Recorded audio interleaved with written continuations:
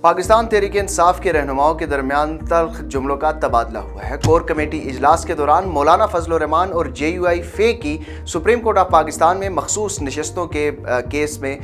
मौक़िफ़ के बाद पाकिस्तान तहरीक इंसाफ के बाज़ रहनुमाओं ने मौलाना फजल रहमान पर तनकीद की है। कोर कमेटी इजलास के दौरान हमारे ये ज़राए बताते हैं कि अली अमीन गंडापुर समेत मुतादिद रहनुमाओं ने मौलाना फजल रहमान पर तनकीद की, जिसके बाद असद कैसर और अली अमीन गंडापुर के दरमियान तल्ख जुमलों का तबादला हुआ है। असद कैसर का इस दौरान मौक़िफ़ था कि इमरान खान की हिदायत के बाद पाकिस्तान तहरीक इंसाफ और JUI फे के दरमियान सीज़ फायर हो चुका है, जो कि खुशाइंद है, और कुछ लोग इस इत्तेहाद को अब सबोताज कर रहे हैं, जो कि नामुनासिब अमल है। दूसरी जानिब कोर कमेटी इजलास के दौरान शंदाना गुलजार और शेर अफजल मरवत की रुकनीत भी 30 रोज़ तक मुअत्तल करने की सिफारिश की गई थी। ताहम बाज़ रहनुमाओं ने इस तजवीज़ से